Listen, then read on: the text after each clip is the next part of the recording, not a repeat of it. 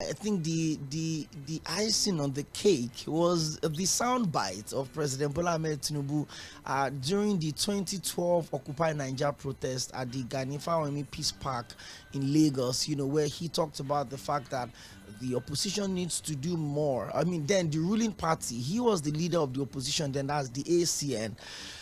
Well, a lot of people have been asking for it, so maybe in the line of the show, if my producer authorizes it, I could still play it also, so you could constantly send a message of assurance to President Bola Ahmed Tinubu to make him understand what the people of Nigeria are feeling at the moment. And I'm talking about the people of Nigeria. My heart felt condolence should go or goes to the people of Borno State. There's been loads and loads of visits. I saw the governor of Lagos State, His Excellency Babajide Olúṣọlá Sanwo-Olu, in Borno State earlier today with his counterparts from Ondo State, Lucky Aiyedatiwa. I also saw Governor Fintiri of Adamawa State. The national chairman of the APC also, Alhaji Ganduje, Abdullahi Ganduje, was also there. And there's been a lot of donations and all of that. Even the governor of Ogun State, Governor Dapo Abiodun, had also talked about how the government and the people of Ogun State are with Borno during this period of distress. I understand all of those perspectives, but the question is this. Earlier in the year, the Nigerian Meteorological Center, released that, early warning notice, saying that some states would be on the high risk of flooding. Some would experience heavy rain. Some would experience, not so heavy. And Borno State was top of that list.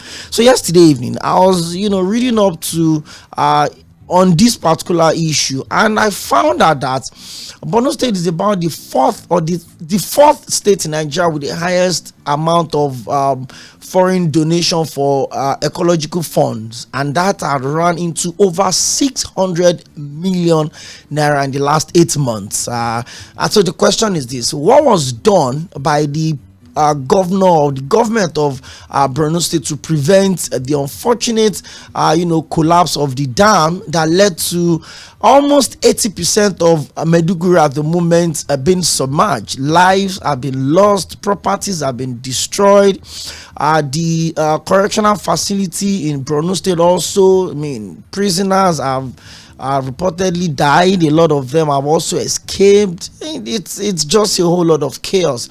Almost all of the zoos in Maiduguri also have been affected. Animals killed. These are things we can avoid. And when we have government that is reactive rather than proactive, it causes issues like this, and they will start making emergency donations. 3 billion was released day before yesterday. The vice president of the Federal Republic of Nigeria was also there. That's the state, by the way. So I had to go in for the spot assessment to see what's going on in those states. Let me bring in Mr. And by the way, in the midst of all of these, up and down, I hope those governors visiting Borno as we speak are taking note of the devastating effect of that negligence. So your state is not exempted, especially if your state has been marked for those states that are at the risk of this flooding when it rains. So if for the governor of Lagos State, I'm sure it's a wake-up call for them to know that Lagos is not also excluded from issues like this. Yes, maybe we don't have dams that can collapse here, but Lagos is literally a state that's living at the edge of water. So every little rain, it becomes a lot of problem. But Mr. Miwadiemi will help us understand some of these issues as we go on into it. We're also going to look at the arrest and the release and the rearrest and the release and the invitation and the release of the national president of the Nigerian Labour Congress, Comrade Joe Ajaero. My friend said, is it the trial of Brother Ajaero? Of course, if you've read that book by the very respected Professor Wole Soyinka, The Trial of Brother Ajaero. So my friend said it is the trial of Brother Ajaero.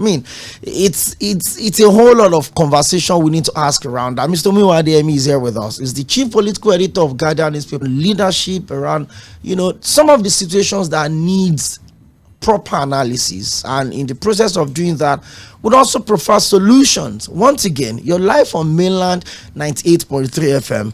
This program comes up every Mondays to Fridays from 4 to 5:30, and this is not the only space where we have conversations like this.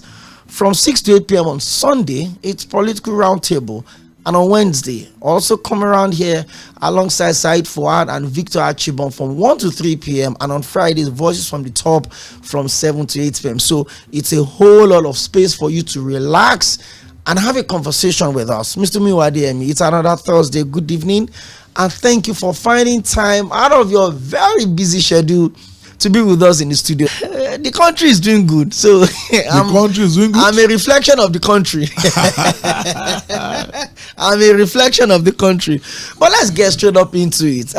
First off, so they will not be resuming until the 24th of September, and it begs the question: if we say every arm of government should work together, but we're seeing the president, we're seeing the ministers, the judiciary is also active. Also, of course, they always have their own vacation as well, most times at the start of the year. But the judiciary seems to, the legislative arm of government seems to have a period where they choose to get involved and they choose not to get involved. When you read the story of that extension by another 1 week, in a space where a lot of people have been asking that, why is the National Assembly in recess? Why are there no issues to help the executive to provide checks and balances to them? What did you make of that decision to extend their resumption by another 1 week, to take it to the 24th of September, Mr. Miwa? By the way, they've been off that recess for 7 weeks. Well, I think until we get clearer picture and explanation as to why they have to extend, I think, this vacation. But if you ask any Nigerian, I think the answer will be obvious. But no, that you have to display, I think, the negligence of some people, at least it caused that's kind of a disaster, right? It's a national emergency. We are talking of maybe some people were displaced, but the environmental issue that disaster has caused, and even the impact on I think the National Assembly that's supposed to go and look at its records and assess itself, that I think to know if they actually perform the oversight function into the ministries of water and the water resources and in the country. But they're supposed to go look at why this happened to Nigerians. They're supposed to ask them questions. Is the fault natural? Is it something we can avoid or not? I think or is the fait accompli? But it's not their concern now to answer those questions. But they chose to extend their vacation for a week to achieve what and to do what. So which we don't know. If they've been out of job for the past 7 weeks and they are now extending for another 1 week, I think I will say that I think they don't have time. We know how many times, how many days they can have that in a year. I will say we don't know the number of days the National Assembly can go on a vacation. So if they choose to go for vacation for the next 3 months, nothing happens. At least the allowances go. It's going on. I think all other the bonuses and the salaries is going on. Is going on. At whose expense? And who are they serving? So I think I don't know. But as far as we are concerned, they have a lot of issues. To go and speak to it, that where we know what is happening, and the government will do this, government will do that. I think that is enough for people to know that they have some people who cares about them. Some people who are there, I think, to speak at least for them, and they to know that government actually is doing something about it. As I said, we have a committee in the National Assembly there that its responsibility at least to oversight some of these ministries and the dams that collapse and all these issues. So by now, we expected them to have said where maybe they are already investigating. I think who is responsible for the negligence, right? Because if you look at it, I think sorry to say this, if you look at our edition of the Guardian, in August 5th. August 5th. That's our cover story. That I think 38 dams, I think in this country are in precarious situation. And these dams were to provide water, irrigation, and for many other hydroelectricity supply. But who cares about them? So you see some of them, I think they're very at a serious situation, and at Dibin, some people are supposed to do what they're supposed to do, have done it. Perhaps this disaster would have been avoided. For instance, again, let me quickly say this. Do you know this dam? I think it has been built as far as 1980. I think the contract awarded in 1974-76, but they started working since 1980. How many times have they done the real normal maintenance that they're supposed to do? So that speaks to our inability to maintain even what we have. Even though, I think all these things, when they built them, the contractor or the expert will have told you this was supposed to do every 4 or 5 years as routine maintenance. As routine maintenance. So, but do we do that? Even our major routes, do we try to maintain them? We're talking of Lagos. Do you understand? Lagos, each time they release water from Oye Dam, you see water bridge is something. And this is not releasing water there. You see kind of havoc is creating to the factories, the companies, and people residing in those axes. Right? Imagine the same dam collapsed. Do you understand? As happened. I think this should be a clarion call for government. So everybody going there, right? As you said, they should go there and learn lesson. Do you understand? That probably don't have some dams. Do you understand? Within his territory, right? We have Rᴏᴜᴜᴜ Dam, we have Oyo Dam, or in Tinubu State, right? So he should know. Do you understand that if he's not talking to the authority that's supposed to care for those dams, we also sitting on a cake of gunpowder. Makinde also should know that Eshijire Dam and some other dam, I think in Okeogun, do you understand, that are begging for attention. So if they didn't do it, do you understand? This is what will happen. Even Nimet is talking about another, we're going to be a lot of water again in the coming days. Do you understand? So there could be another rainfall that will make all these dams overflow. That may cause unnecessary matter. But what I'm saying is that as a people, our maintenance culture, I think we have to improve on it. Then again, let people that ought to take certain responsibility know that, begin to think of the consequences of not doing it. See the kind of environmental issue it will create. You know, if they didn't move freely, I mean fast, at least to do some sanitation, do you understand, exercise. It's didn't go there now, I think, to clean up the environment. Because if a dam like this, do you understand, I think just collapsed, and you see affecting zoo, you can see reptiles, you can see all those things, I think, on the streets. Do you understand?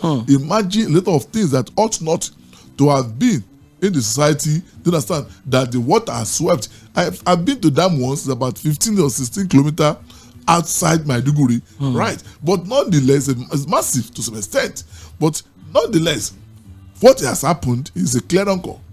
If they will hit, you know what? Media have been doing a lot to call attention of government to some issues, but they read this thing, they hear it, or watching television, and they decide to look away. Look away is as if you are talking to the deaf. Well, I mean, before we leave this one, I like the way all of the governors were driven in. Open, I don't know, maybe it's like an open bus or thereabout. I saw the governor of Lagos State.